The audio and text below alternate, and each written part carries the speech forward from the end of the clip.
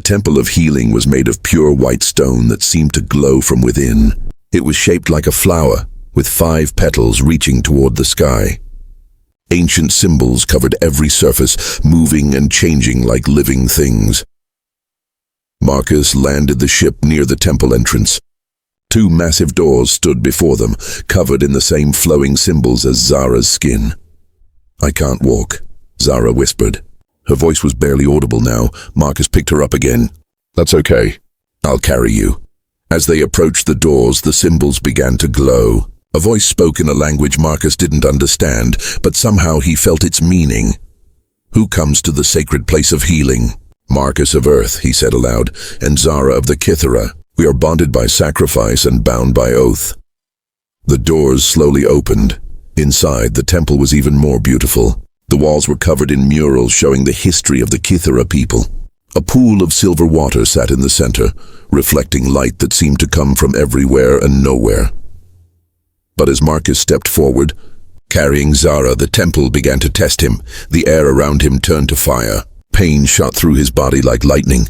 Voices whispered in his mind, showing him all his failures, all his fears, all the times he had been weak. "Turn back, human," the voices said. "This place is not for your kind." Marcus kept walking. The pain got worse with every step. He felt like his skin was burning, like his bones were breaking, but he didn't stop. "I gave her my last water," he said through gritted teeth. "I won't abandon her now." The whispers turned to screams. The fire became ice. Marcus felt like he was drowning in an ocean of fear. But still he walked forward, carrying Zara toward the healing pool. "Please," he said to the temple spirits. "She saved my life. Let me save hers." Suddenly the pain stopped.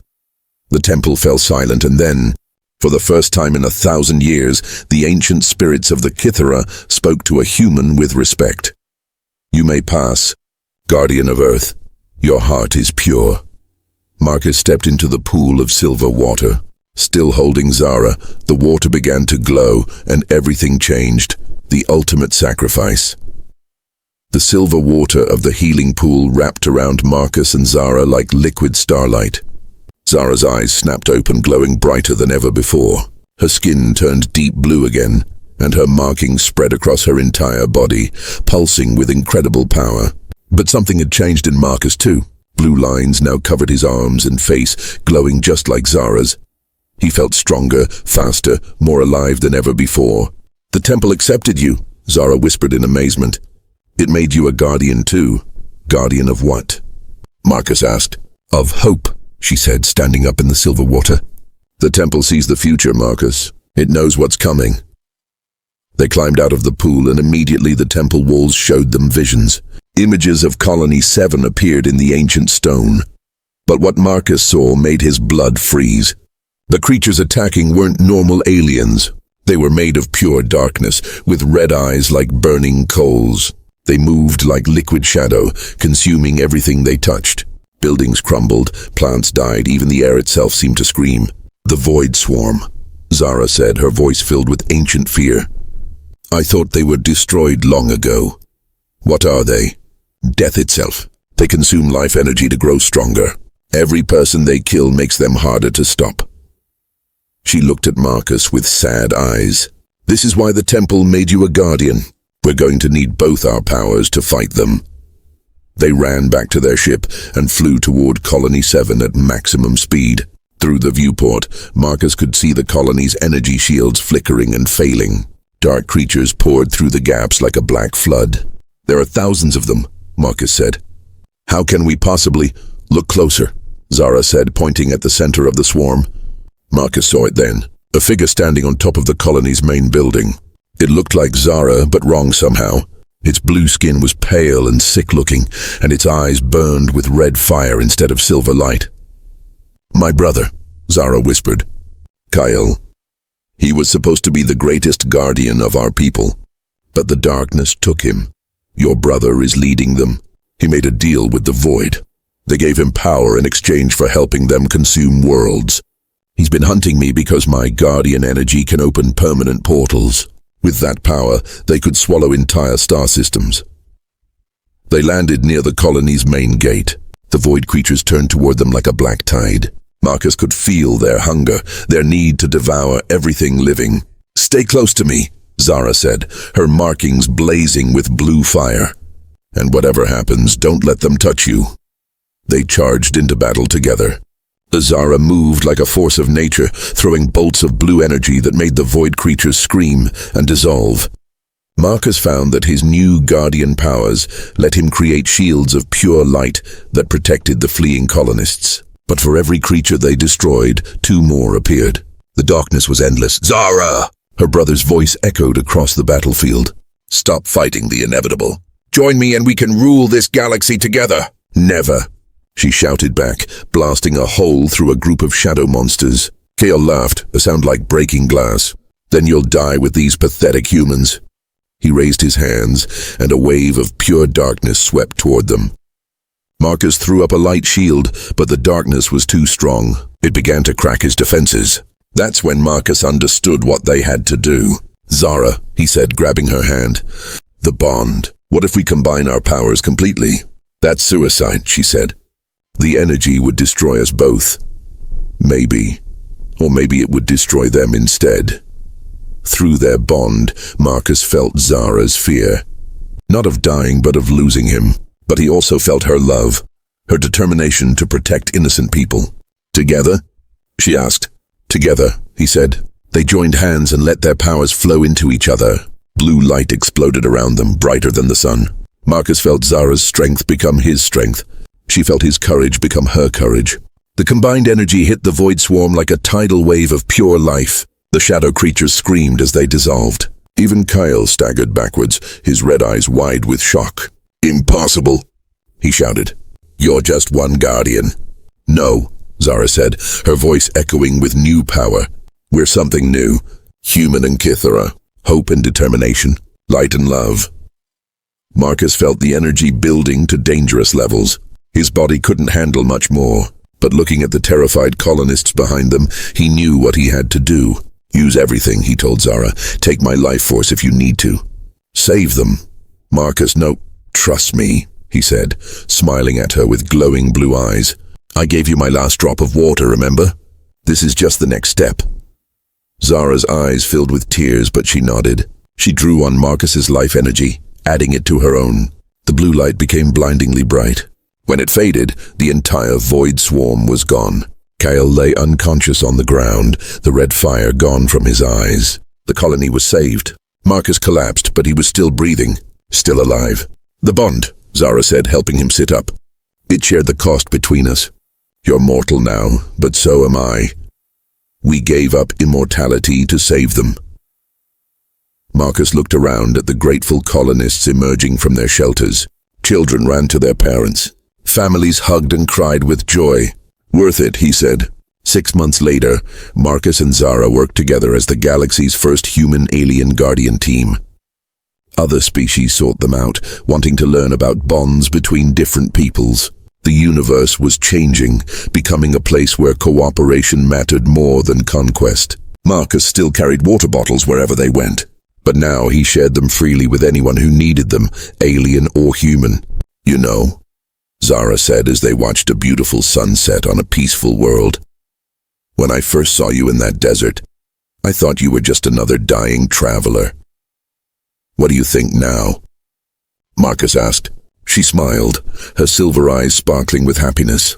"I think the universe has a sense of humor. It sent me exactly the guardian I needed, disguised as the person I least expected." Marcus laughed. "Sometimes the smallest acts of kindness can save entire worlds." "Yes," Zara agreed. "All it takes is someone willing to share their last drop of water with a stranger." And in the growing darkness of space, their bond glowed like a small blue star, bringing hope to anyone who saw it. The Guardian awakens. 12 pirates stepped out of the 3 ships. They were big, ugly creatures from different worlds. Some had scales, others had fur, and the biggest one had 4 arms and teeth like knives. They all carried weapons that hummed with deadly energy. The leader was a massive reptilian creature with yellow eyes and scars covering his face. He smiled when he saw Zara, showing rows of sharp teeth. Well, well," he said in a rough voice. "The little blue princess finally shows herself. Do you know how long we've been hunting you, Kythera?" Zara stepped in front of Marcus, her markings glowing brighter. Long enough to become very disappointed, I'm sure. The pirate captain laughed. Still got that smart mouth, no matter. You're worth 50 million credits alive. The human, he looked at Marcus with cold eyes. He's worth nothing. Kill him. No, Zara said simply. Her voice carried such power that even the pirates paused. The sand around her feet began to move in small circles. The air itself seemed to bend around her glowing skin. The human is under my protection, she continued. Harm him, and you will learn why your ancestors feared my people. The captain snarled. You're just one little girl. We have 12 fighters and military-grade weapons. Surrender now, or we'll take you in pieces. Marcus gripped Zara's shoulder. Through their bond, he could feel her power building like a storm inside her. But he could also feel something else. She was scared. Not for herself, but for him. Zara, he whispered, I won't let you get hurt because of me. She turned to look at him, her silver eyes soft for a moment. Marcus, do you trust me? Yes, he said without hesitation. Then when I say run, you run. When I say duck, you duck. And whatever you see me do, don't be afraid. The captain was tired of waiting. Enough talk. Take her. The pirates raised their weapons, energy beams charging with deadly light. That's when Zara exploded into action. She moved faster than Marcus could follow. 1 second she was standing beside him. The next, she was in the middle of the pirates like a blue lightning bolt. Her small fist hit the first pirate's chest, and the huge creature flew backwards into his ship with a crash that dented the metal. A second pirate fired his weapon. Zara spun around the energy beam like she was dancing. Her hand touched the ground, and the sand beneath the pirate's feet turned into quicksand. He sank to his waist, trapped. Duck! Zara shouted. Marcus dropped flat as 2 more energy beams passed over his head. Zara was already moving, her hands glowing with blue fire. She threw the light at another pirate, and where it touched him, his weapon melted like ice in the sun. The captain roared in anger. He pulled out a special weapon, long black and covered in strange symbols. Cathera killer, he shouted. Made just for your kind. The weapon fired a beam of pure darkness. Where it hit the sand, everything died. Plants withered, rocks cracked, even the air seemed to scream. Zara barely dodged the beam. Marcus could feel her pain through their bond. That weapon could actually hurt her. Behind the big rock, Marcus shouted, pointing to their right. Zara nodded and leapt 20 feet through the air, landing behind the boulder. The captain's dark beam hit the rock instead, and black cracks spread across its surface. You can't hide forever, the captain yelled.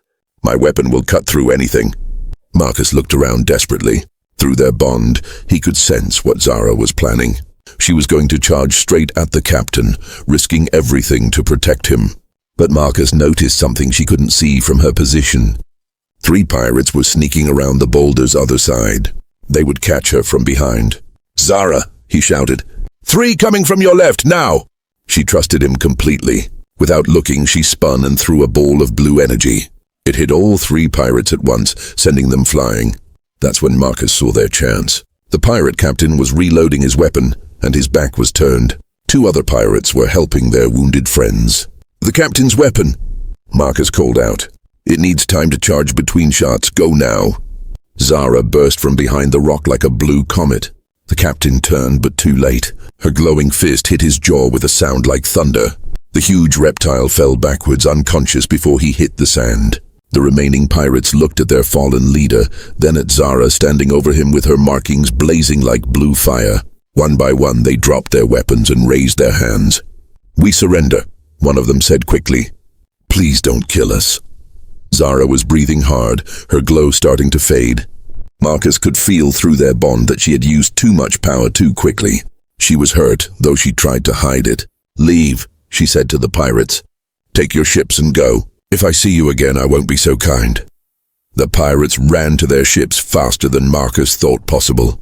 Within minutes, all 3 ships were flying away, disappearing into the red sky. Zara smiled at Marcus. We did it. She collapsed. Marcus caught her as she fell. Her skin was turning gray again, and the blue markings were fading fast. She had pushed her power too far. Zara, stay with me. Her silver eyes looked up at him, struggling to focus. Marcus, the ship. Check the captain's ship. Something important. Before Marcus could ask what she meant, his radio crackled to life. A desperate voice filled with static and fear came through. This is Colony 7. Under attack. Thousands of creatures. We can't hold them. Please, anyone, help us. Marcus looked down at dying Zara, then at the radio broadcasting Colony 7's death cries. He had to choose. Save her life or save his people. The impossible choice. Marcus held Zara's weak body as the radio continued to scream with terror from Colony 7. Her breathing was getting slower. Her beautiful blue skin was turning gray again, just like when he first found her. "Marcus," she whispered, her silver eyes struggling to stay open. "You have to go. Save your people." "No," Marcus said firmly. "I'm not leaving you to die." The radio crackled again. "Colony 7 to anyone. Please respond. They're breaking through our shields. We have children here. Oh God, there are so many of them." Marcus looked at the pirate captain's ship, then back at Zara. Through their bond, he could feel her life slipping away like sand through his fingers. She had maybe 10 minutes left. Colony 7 was 200 miles away. Even in the fastest ship, it would take 2 hours to reach them. By then, everyone would be dead, but then Marcus remembered something. Zara had said to check the captain's ship. There was something important there. "Stay with me," he told her, lifting her in his arms. She weighed almost nothing now. Marcus carried her into the pirate ship. The inside was dark and dirty, full of stolen goods and weapons. But on the captain's desk, he found what Zara had seen with her enhanced senses, a star map. And on that map, glowing with soft light, was a symbol he'd never seen before. "The Temple of Healing," Zara whispered when she saw it.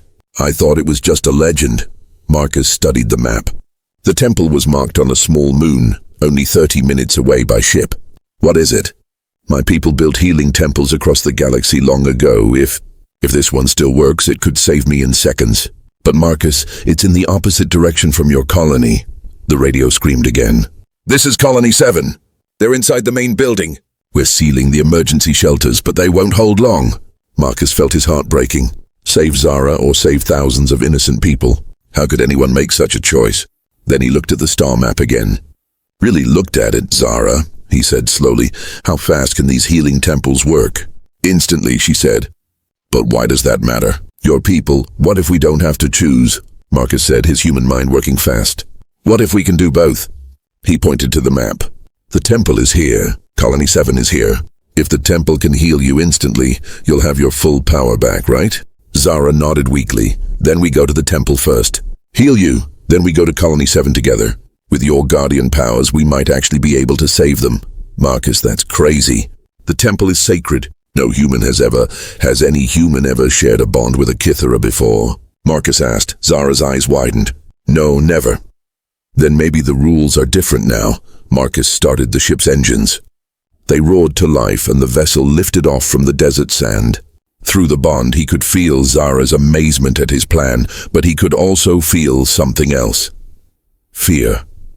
"Marcus," she said as they flew toward the temple moon, "there's something I didn't tell you. The temple tests people. It looks into their hearts to see if they're worthy. Many of my own people died trying to enter. What happens if it rejects me?" "You die, horribly." Marcus looked at her gray face and fading markings. "Then I guess I better be worthy." The small moon appeared ahead of them. It was beautiful, covered in crystal formations that caught starlight and threw it back in rainbow colors. In the center of the moon stood a structure that took Marcus's breath away. The dying desert. The red sun of planet Xerion burned like fire in the sky. Marcus crawled across the endless sand, his hands bleeding from sharp rocks. Behind him, black smoke still rose from his crashed ship. The metal was twisted and broken, like a giant had stepped on it. 3 days. 3 days since the pirate attack. 3 days without water. Marcus stopped crawling and fell face first into the hot sand. His lips were cracked and dry. His tongue felt like leather in his mouth. The empty water bottle hung from his belt, mocking him with every step. "Get up," he whispered to himself. "People are counting on you." The medicine containers in his backpack were still safe. Colony 7 needed them. Without these medicines, hundreds of people would die from the red fever. Marcus was their only hope. He had to reach them. He pushed himself up on shaking arms. The desert stretched forever in all directions. Red sand, sharp rocks, and nothing else. Even the strongest aliens died in this desert within hours. Humans. Most lasted 2 days at best. Marcus had survived 3. The wind howled across the empty land. It sounded like voices calling his name. He knew it was his mind playing tricks. The desert did that to people before they died. It made them see and hear things that weren't there. He took another step, then another. His legs felt like they weighed 1,000 pounds each. That's when he saw it. Behind a cluster of black rocks, something blue moved. Marcus blinked hard. Was this another trick of his dying mind? No, it was real. A person lay crumpled behind the rocks, small and thin, with blue skin that sparkled like jewels. But the sparkle was fading. The blue was turning grey, like color draining from a painting. Marcus stumbled toward the figure. As he got closer, he could see it was a young alien girl. She looked maybe 16 in human years. Her breathing was shallow and quick. Her strange silver hair was spread across the sand like liquid metal. She was dying. Marcus knelt beside her. He had seen many alien species in his travels, but never one like this. Her skin had strange patterns on it like tattoos, but they seemed to move and shift. Right now they were barely visible, fading away. The girl's eyes fluttered open. They were the most beautiful thing Marcus had ever seen. Bright silver, like looking into starlight. But they were filled with pain and fear. She tried to speak, but only a soft whisper came out. Marcus couldn't understand the words, but he didn't need to. He knew that look. It was the same look he'd seen in mirrors for the past 3 days. She was asking for water. Marcus's hand moved to his belt. His emergency water kit was still there. A small metal tube with maybe 6 drops of water inside. He'd been saving it for when he absolutely couldn't go on anymore. That moment had come for him an hour ago. But seeing this girl changed everything. He knew her species now. He'd heard stories about them on other worlds. The blue-skinned people needed water every 6 hours or their bodies would shut down. Looking at her grey skin, she'd been without water much longer than him. Marcus pulled out the small tube. 6 drops, maybe 7 if he was lucky. Not enough to save them both. Not even enough to save one of them for very long. But he couldn't watch her die. The girl's silver eyes followed his hands as he opened the tube. She understood what he was doing. Tears rolled down her blue cheeks. She shook her head weakly, trying to tell him no. "It's okay," Marcus said softly, even though she probably couldn't understand English. "It's okay." He tilted the tube over her lips. The precious drops fell onto her tongue. 6 drops, 7, 8. Every drop that might have kept him alive for another hour. The girl swallowed. For a moment nothing happened. Then her eyes began to glow. Not just brighter, they actually glowed with soft blue light. The patterns on her skin started to return, swirling and moving like living things. Her grey skin slowly turned blue again, like someone was painting color back into her. She sat up with impossible speed and strength. When she looked at Marcus, her glowing eyes were wide with shock and something else. Something that looked like wonder. She placed her small hand on his chest, right over his heart. When she spoke, her voice was like music, but sad and beautiful. Marcus couldn't understand the words, but somehow he felt their meaning deep in his soul. She was making a promise, a vow that would change everything. The ground beneath them started to shake. Sand danced in small circles around them. The girl's markings glowed brighter and brighter. Then she smiled, and Marcus knew his life would never be the same. The ancient secret. The ground stopped shaking. The blue girl stood up slowly, her silver eyes still glowing in the desert heat. Marcus watched in amazement as she seemed to grow taller and stronger with each breath. The grey death color was completely gone from her skin now. She looked alive and powerful. But something had changed in Marcus too. He could feel it in his chest, like a warm light spreading through his body. The terrible thirst that had been killing him was still there, but somehow it felt shared, like someone else was carrying half the weight. The girl looked at him with those glowing eyes and spoke. But this time, Marcus understood every word. "You saved my life," she said, her voice clear and musical. "I am Zara of the Kithara." Marcus blinked hard. I can understand you now. How is that possible?" Zara smiled sadly. "The water you gave me was not ordinary water. It came from your home world, from Earth's oceans. My people believe water carries the soul of its world. When you gave me your life water freely, knowing it meant your death, you created something my people call the eternal bond." "I don't understand," Marcus said, trying to stand up. His legs still shook, but he felt stronger than before. "Look at your hands," Zara said softly. Marcus looked down and gasped. Thin blue lines like tiny rivers were glowing under his skin. They pulsed with the same rhythm as his heartbeat. They looked just like the patterns on Zara's skin. "The bond connects our life forces," she explained. "Part of my strength flows to you. Part of your humanity flows to me. This is how I can speak your language now. This is how you will survive in this desert."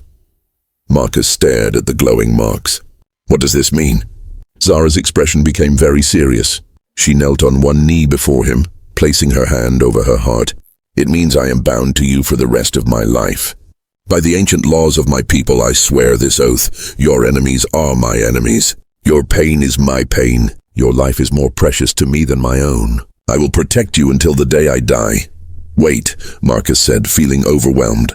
"I just gave you water. You don't owe me anything." "You don't understand," Zara said, standing up. "My people, the Kithra, we were the guardians of this galaxy long ago. We protected planets and kept peace between species. But we were hunted to extinction because others feared our power. I am one of the last." She looked out at the endless desert. "I have been hiding on this dead world for 3 years. I was dying when you found me, not just from thirst, but from loneliness. My people believe that a life freely given creates a bond stronger than blood, stronger than death." Marcus felt the truth of her words in his bones. The bond between them hummed like electricity in the air. "But there's something else," Zara said, her eyes suddenly alert. "Something dangerous." She turned toward the horizon, her body tense like a cat ready to fight. "The pirates who shot down your ship, they're coming. 3 ships armed and hunting. They followed your crash trail. How can you know that?" Marcus asked. "The bond gives me your human senses and you gain some of mine. I can hear their engines from miles away. I can smell the metal of their weapons." Her markings began to glow brighter. "They're not just raiders, Marcus. They're slavers, and they know what I am." Fear shot through Marcus's chest. "What do you mean?" "A living Kithra is worth more than entire planets on the black market. Our blood can extend life. Our abilities can be stolen and sold. They've been hunting me for months." The sound of engines reached Marcus's human ears now, a distant rumbling getting louder by the minute. Zara's skin began to change. The blue darkened to deep sapphire, and her markings spread across her arms like living armor. Her small frame seemed to grow more solid, more dangerous. "Stay close to me," she said, her voice carrying new power. "You are about to see why the galaxy once feared my people." Marcus could see the ships now, 3 dark shapes against the red sky. They were big and ugly, covered in weapons and scorch marks from old battles. "Zara," Marcus said, gripping his empty water bottle like a weapon. "Are you sure about this oath thing? Because I'm just a supply runner. I'm not a warrior." She looked back at him with those glowing silver eyes, and for the first time since he'd met her, she smiled with real joy. "Marcus," she said, "you gave your last drop of water to save a stranger in a desert. You have the heart of the greatest warrior I've ever known." The first pirate ship landed with a thunderous crash. Kicking up clouds of red sand, armed figures stepped out, their weapons gleaming in the sunlight.